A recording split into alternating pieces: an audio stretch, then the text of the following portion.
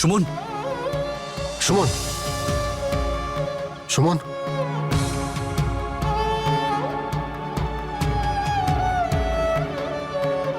তুমি ঠিক আছো?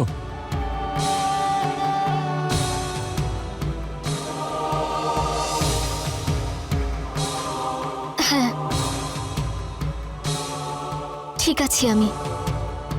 কার্তিক বাবা, আমি তোমাকে বলেছিলাম যে তোমাকে সন্ন্যাসীর জীবনযাপন করতে হবে এই 13টা দিনের জন্য। কোনো মহিলা স্পর্শ পাওয়া উচিত ছিল না, তো অশুদ্ধ হয়ে গেল। তুই এসব কেন করলি কার্তিক? তাহলে আমি কি করতাম মা? ওকে পড়ে যেতে দিতাম? কি হয়েছে বলতো তোর? বারবার এইসব করে তুই আমার মনে এত দুঃখ দিচ্ছিস কেন? বৌদি, তুমি কার্তিকের উপর কেন দোষারোপ করছো? আরে দোষী তো এই সুমন। ওই জেনে বুঝে অজ্ঞান হওয়ার নাটকটা করেছে, যাতে কার্তিক ওকে সামলে নেয় আর কার্তিকের মনে ওর জন্য সহানুভূতি জেগে ওঠে। পিসমণি, তুমি কি বলছো? ঠিকই তো বলছে বিদ্যা। কি রে, তোর এই সমস্ত অসভ্যতা আমি বন্ধ করবি না বল তুই? না মা, আমার সত্যি খুব দুর্বল লাগছিল, তাই আমার মাথা ঘুরে যায়। এখন যা হবার তা হয়ে গেছে। কার্তিক নিয়ম লঙ্ঘন করেছে, কিন্তু ওর উদ্দেশ্য খারাপ ছিল না। এই জন্যে করণের আত্মা কোনো কষ্ট পাবে না। কিন্তু কার্তিক বাবা, তোমাকে তো শুদ্ধিকরণ করতেই হবে। চলো আমার সঙ্গে, এসো।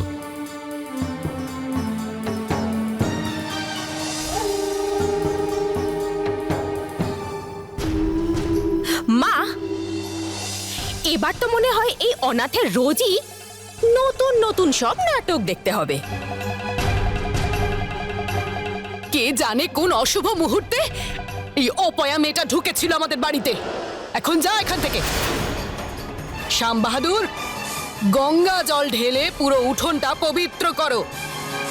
এই অপয়া মেয়েটা অপবিত্র করে দিল সব।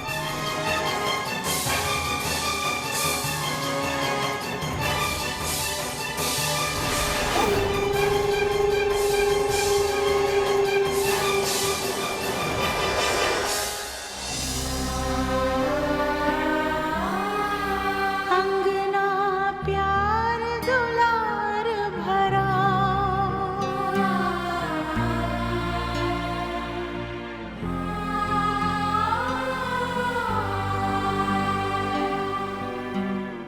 बनूंगी করণ, हंस करा। কি হয়ে গেছে সবার? তুমি যেই চলে গেলে সবার আমার প্রতি ধারণাই বদলে গেল।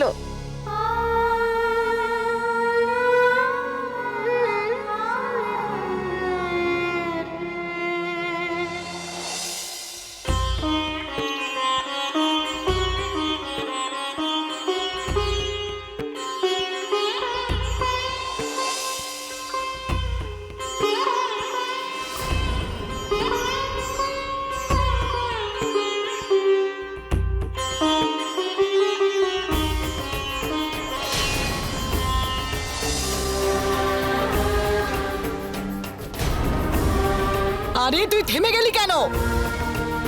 গঙ্গা জল ছেটা চারিদিকে। হ্যাঁ,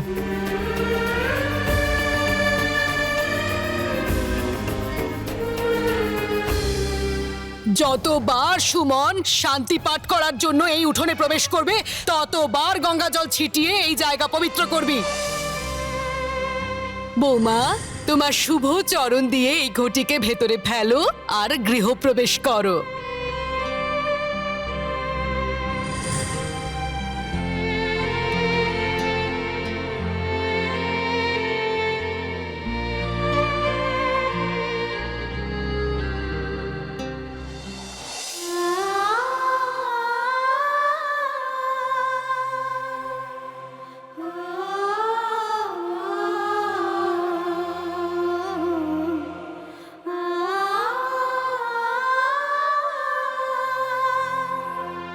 এই নাও, চা নিয়ে এসেছি।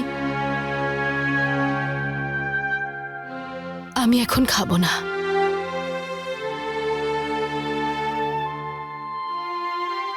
এই এক্ষুনি উঠোনে যা যা ঘটনা ঘটলো সেসব নিজের মাথা থেকে বের করে দাও না।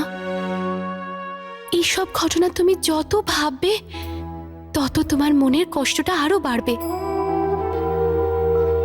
তুমি চাটা খাও, ঠান্ডা হয়ে যাবে তো। না নন্দিনী, আমি পরে খাবো, তুমি খেয়ে নাও এটা। ঠিক আছে, যদি তুমি কিচ্ছু না খাও তাহলে আমিও কিচ্ছু খাবো না। এখানে কি হচ্ছে? দেখো না, আমি ওনাকে কখন থেকে বলছি কিন্তু উনি চাটাও খাচ্ছেন না। চা কি করে গলা দিয়ে নামবে? ওই অনাথ মেয়েটা রক্ত চুষে খাচ্ছে যে সবার।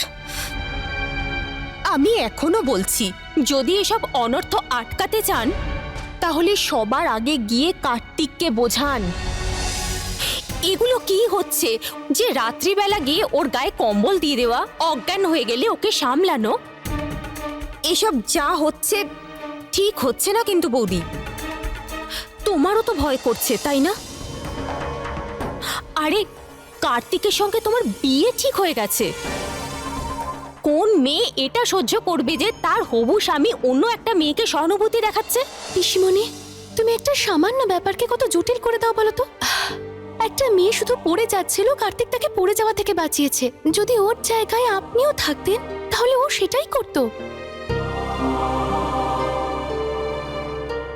আর যাই হোক, সুমন ওনার ছোট ভাইয়ের বিধবা হয়, ওর মনে এইটুকু সহানুভূতি তো থাকবেই। আপনি কেন বিষয়টাকে এত খারাপ নজরে দেখছেন? নন্দিনী, আজকে তুমি এরকম কথা বলছো, কিন্তু দেখে নিও কাল তুমিও একই কথা বলবে যেটা আমি আজ বলছি। ব্যাস, এই বিষয়টাকে এবার এখানেই শেষ করুন। বারবার এক বিষয় নিয়ে কথা বলে কি হবে? তুমি চাটা খেয়ে নাও, আমি কার্তিকের জন্য চা করে ওনাকে দিয়ে আসছি।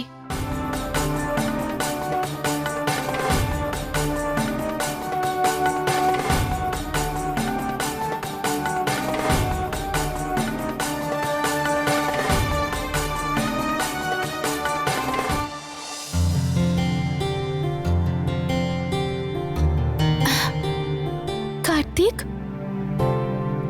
আমি আপনার জন্য চা নিয়ে এসেছিলাম, এই যে। Thank you Suman.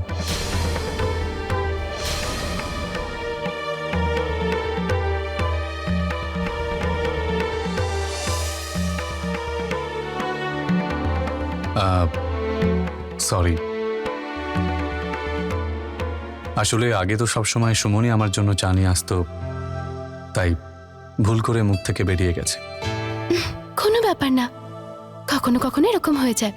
আমরা একটা কথা বলতে যাই আর আমাদের মুখ থেকে অন্য কিছু বেরিয়ে যায়। আচ্ছা, আপনি চাটা তাড়াতাড়ি খেয়ে নেবেন, না হলে ঠান্ডা হয়ে যাবে।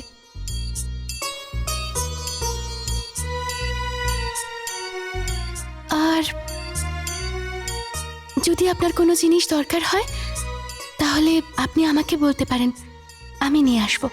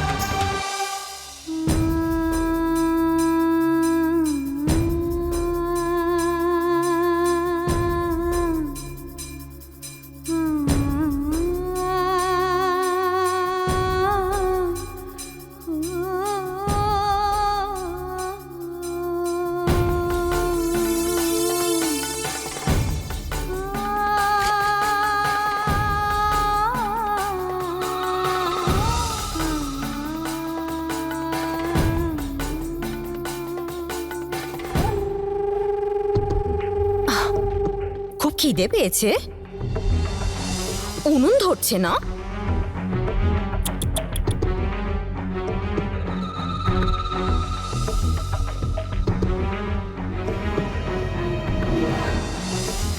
জয় গোমাতা, এই বাড়িকে রক্ষা করো।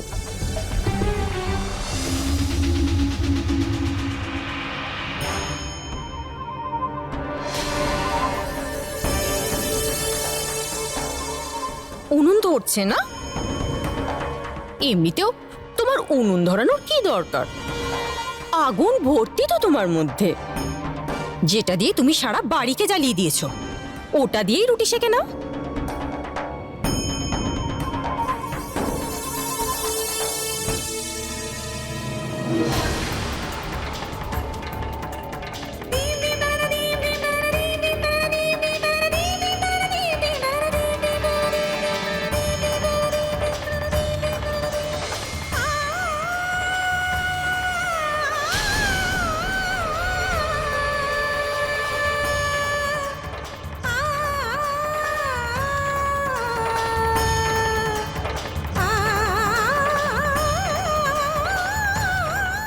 এ আমি কি অনর্থ করতে চলেছিলাম।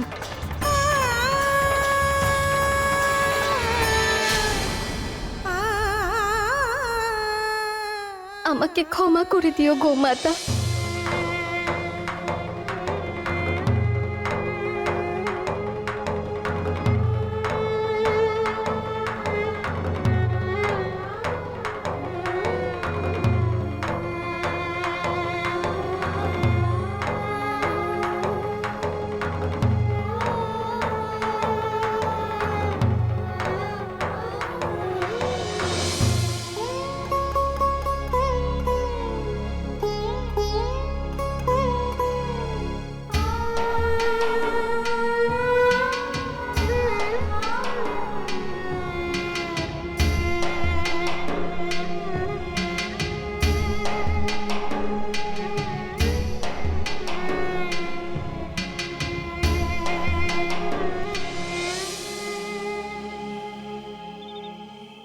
দাদাবাবু,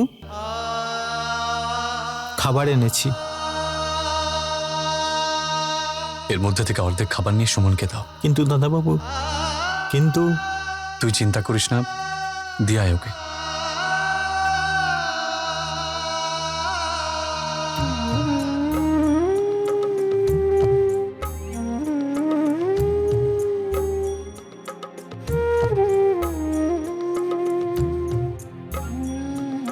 এখন তো ও শুধু কার্তিকের কম্বলটা হাতিয়েছে, বেশি সময় লাগবে না যখন ও কার্তিকের ঘরটাও হাতিয়ে নেবে।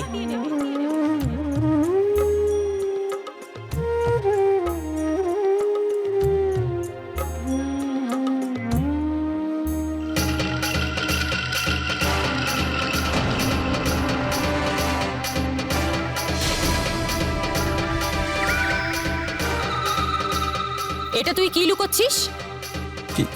কিছু না।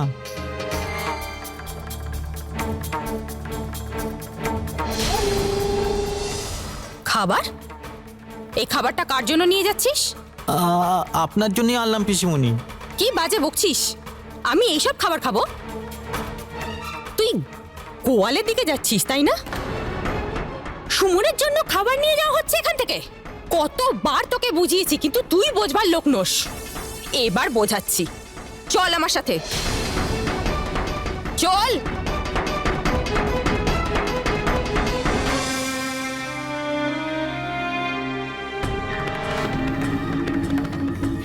এই দেখুন বৌদি, ও কি কাণ্ড করেছে।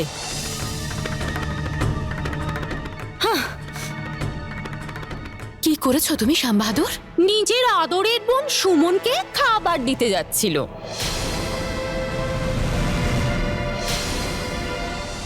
আমাকে ক্ষমা করে দিন দিদিমণি। দিদিমণি, সুমন দিদি 3 দিন ধরে কিছু খায়নি। কার্তিক দাদা উনার অবস্থা দেখতে পাচ্ছিল না, তাই উনি নিজের খাবারের অর্ধেক খাবার ওনাকে দিতে বলেছিলেন। হে ভগবান, কার্তিক আবার শ্রাদ্ধের নিয়ম ভাঙলো। হে ভগবান, আমি কি করব? বেরিয়ে যা এখান থেকে, বেরিয়ে যা।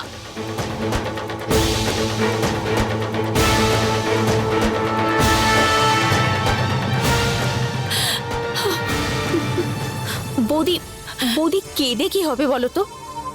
এতে কার্তিকের কোনো ভুল নেই। সব শয়তানি ওই সুমনের। হ্যাঁ বৌদি, ওই মেয়েটাই এরকম। কার্তিকের সরল মনে সুযোগ নিয়ে ওকে ফাঁসাতে চাইছে।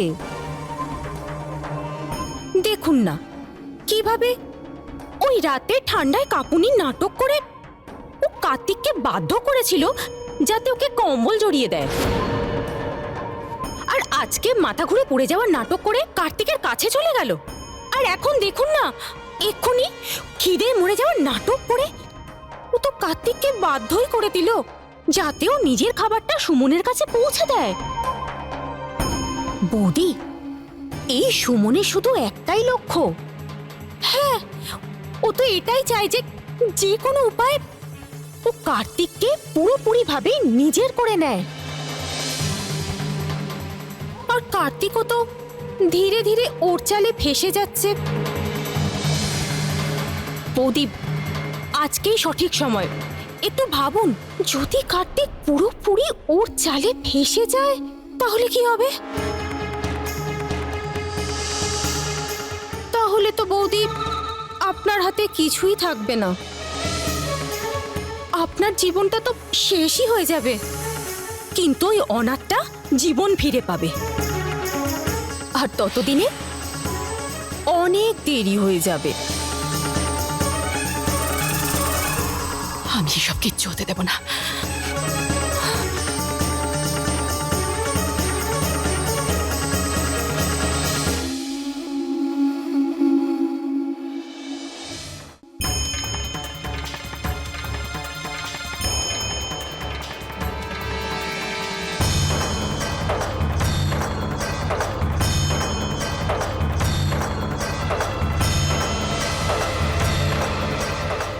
চলো ওঠ।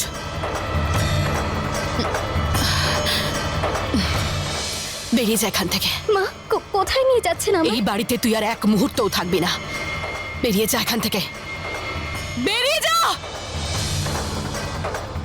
আজ তোর জন্য কার্তিক শ্রাদ্ধর নিয়ম ভেঙেছে। আমি চাই না যে তোর জন্য করণের আত্মার কোনো কষ্ট হোক। অন্তত ওর আত্মাটাকে তো একটু তুই শান্তি পেতে দে। চলে যা এখান থেকে, চলে যা।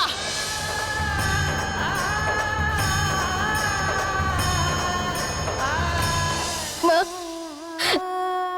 অন্তত করণের শ্রাদ্ধটা হওয়া পর্যন্ত আমায় এখানে থাকতে দিন। তুই যদি সত্যি করণের আত্মার শান্তি চাইতিস তাহলে তোর হাব ভাব দিয়ে তুই কার্তিককে শ্রাদ্ধ নিয়ম ভাঙতে বাধ্য করতিস না। না মা, এই সব এই সব সত্যি। আমার ছেলেটাকে তো তুই কেড়ে নিয়েছিস আমার থেকে। অন্তত ওর আত্মাটাকে তো তুই একটু শান্তি পেতে দে। আমার ছেলের আত্মাটার একটু শান্তিও হচ্ছে না। ওর হয়তো খুব কষ্ট হচ্ছে। আর এই সব কিছুর মূলে তুই আছিস। তুই যতদিন তুই এই বাড়িতে থাকবি ততদিন আমার ছেলে করণের আত্মা কোনোদিন শান্তি পাবে না। চলে যা।